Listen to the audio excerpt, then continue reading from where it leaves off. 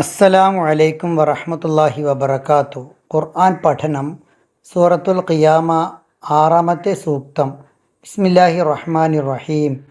യസ്അലു അവൻ ചോദിക്കുന്നു അയ്യാന എപ്പോഴാണെന്ന് യൗമുൽ ഖിയാമ ഉയർത്തെഴുന്നേൽപ്പ് നാൾ. യസ്അലു അയ്യാന യൗമുൽ ഖിയാമ ഉയർത്തെഴുന്നേൽപ്പ് നാൾ എപ്പോഴാണെന്ന് അവൻ ചോദിക്കുന്നു.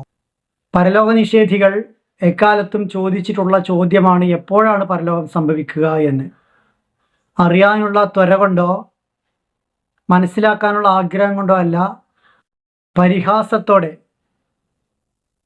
പുച്ഛത്തോടെയുള്ള ചോദ്യമായിരുന്നു അത്. പറഞ്ഞു പറഞ്ഞ് കുറേ കാലമായല്ലോ ഞങ്ങളെ പേടിപ്പിക്കുന്നു ഒരു യൗമുൽ ഖിയാമത്ത് ഉണ്ടെന്ന്. അത് എപ്പോഴാണ് വരിക? ഒന്ന് കൊണ്ടുവരൂ, കാണട്ടെ. നിങ്ങളുടെ വെറും വാക്കൊന്നും വിശ്വസിക്കാൻ ഞങ്ങൾ ഒരുക്കമല്ല. അത് മുന്നിലിങ്ങോട്ട് വന്നാൽ അപ്പോൾ ഞങ്ങൾ വിശ്വസിക്കാം. എന്നല്ലാതെ ഇങ്ങനെ പറഞ്ഞ് ആളുകളെ ഭയപ്പെടുത്തി വരുതിയിൽ നിർത്താൻ കഴിയില്ല. ഞങ്ങളതിനൊരുക്കവുമില്ല. മുന്നിൽ കൊണ്ടുവരാൻ നിങ്ങൾക്ക് കഴിയില്ലെങ്കിൽ അതില്ല എന്നാണ് അർത്ഥം. അത് ഉണ്ടെങ്കിൽ അതിപ്പോൾ തന്നെ കൊണ്ടുവന്ന് കാണിക്കണം എന്നാണ് സത്യനിഷേധികൾ പറഞ്ഞിരുന്നത്. വരും എന്ന് കേട്ട് ഞങ്ങൾ ക്ഷണിച്ചു.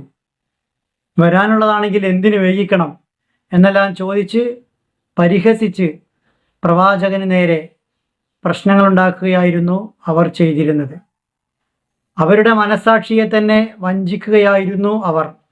അവരുടെ മനസ്സിൻ്റെ ഉള്ളിൽ സത്യത്തോടുള്ള ആഭിമുഖ്യവും തിന്മയോടുള്ള വെറുപ്പുമുണ്ടെങ്കിൽ, സത്യം ചെയ്യുന്നവർ, നല്ല വഴിയിലൂടെ പോകുന്നവർ എന്തായാലും വിലമതിക്കപ്പെടേണ്ടവരാണ് എന്ന് ഏത് ദുഷ്ടൻ്റെ മനസ്സിലും വിചാരമുണ്ടെങ്കിൽ, അയാൾ തിന്മ ചെയ്താൽ പോലും അയാൾക്കു നേരെ മറ്റൊരാൾ തിന്മ ചെയ്താൽ അതിനെ അംഗീകരിക്കാതിരിക്കാൻ തക്കവണ്ണം തിന്മയെക്കുറിച്ചൊരു കാഴ്ചപ്പാടുണ്ടെങ്കിൽ, ആ കാഴ്ചപ്പാട് തന്നെ ശരിയായ നന്മയും തിന്മയും പുലരേണ്ട ഒരു ലോകമുണ്ട് എന്നതിന് മനുഷ്യൻ്റെ ഉള്ളു തേടുന്നു എന്നതിൻ്റെ നേർസാക്ഷ്യമാണ്.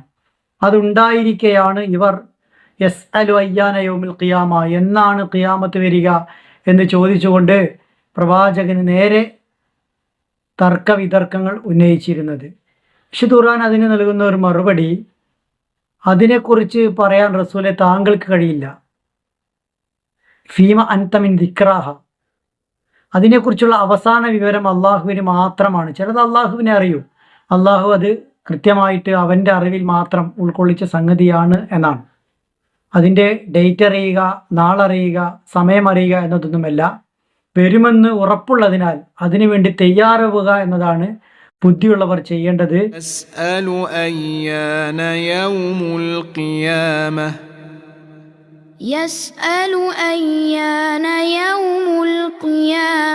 അല്ലാഹു അനുഗ്രഹിക്കുമാറാവട്ടെ.